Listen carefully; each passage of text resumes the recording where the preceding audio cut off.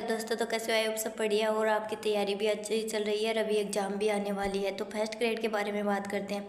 First grade जिनका geography subject है उसके बारे में बात करते हैं। देखो, ज्योग्राफी का मेरा प्लान क्या है वो मैं आपको बता रही हूँ, आप भी इस प्लान को फॉलो कर सकते हो।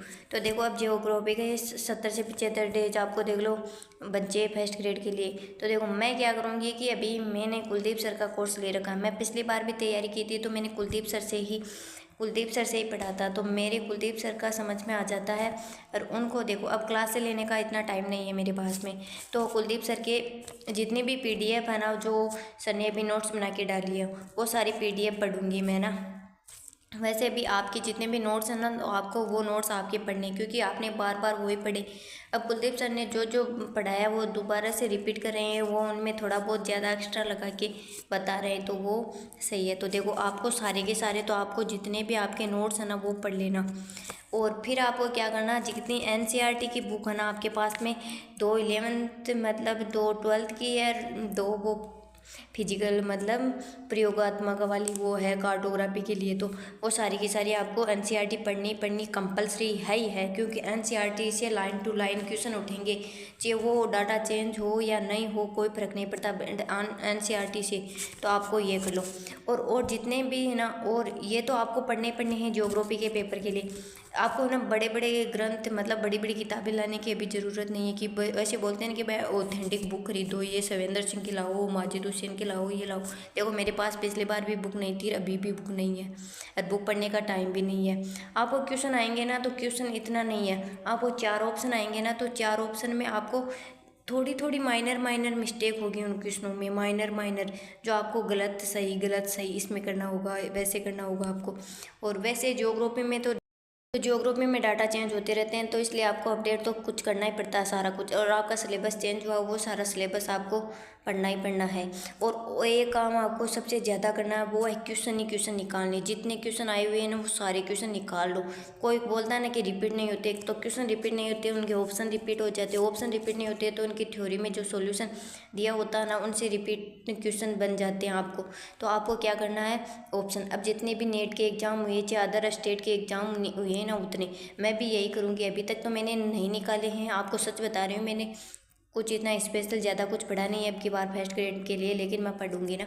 तो आपको जितने भी चाहिए अदर स्टेट में ज्योग्राफी के जितने भी लगते हैं ना एग्जाम, चाहिए हरियाणा टेट के हो, वो टेट के, क्योंकि आपका कंसेप्ट क्लियर होकर आप क्वेश्चन देख लोगे ना, तो क्वेश्चन आपकी ज़्यादा याद रहेंगे।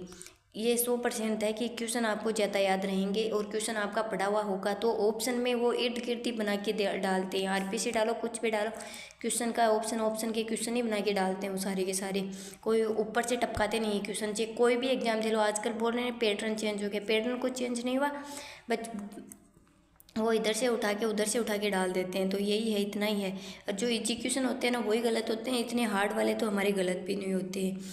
तो ये करना है कि सारे भी जितने पेपर आए हुए हैं वो पेपर निकाल लो, कितने भी अदर स्टेट के हैं, सारे जितने भी पेपर हैं उनसे आपका स्कोर बहुत अच्छा होगा।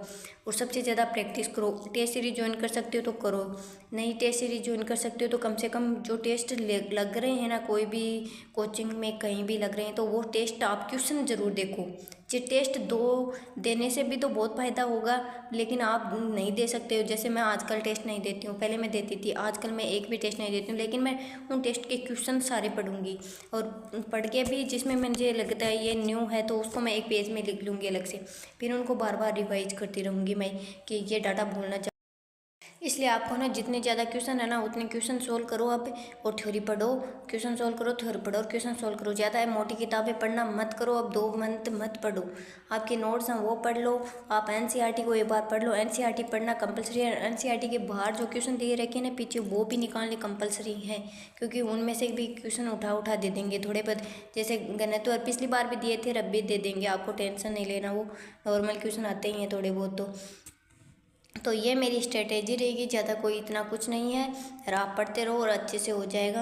और जितना माहौल बनता है ऐसे वैसे, टेलीग्राम पे इतने ग्रुप में, तो आजकल टेलीग्राम पे, पहले ज्योग्राफी में मैं ऐसे सोचती थी भाई ये तो विषय में इतना कुछ कर रहे हैं, उनका किसी का सिलेक्शन ही नहीं हुआ, तो फिर क्या फ़ायदा। हमें लगता है कि भाई ये इतना ज़्यादा पढ़ रहा है, ये उतना ज़्यादा पढ़ रहा है, कोई नहीं पढ़ रहा, बस आप ही पढ़ रहे हो।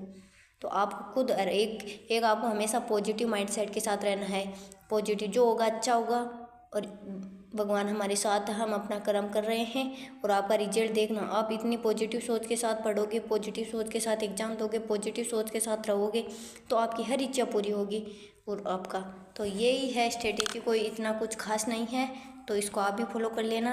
और आपको वीडियो कैसा लगे, और वीडियो पर नए हो तो वीडियो को, चैनल को सब्सक्राइब कर लेना और वीडियो को लाइक भी कर दिया अगर, मुझे अच्छा लगता है, मोटिवेशन मिलता है कि भाई इतने लोग मुझे भी देखते हैं, सब कुछ है। और अच्छा लगे तो एक प्यारा सा कमेंट भी कर देना। धन्यवाद।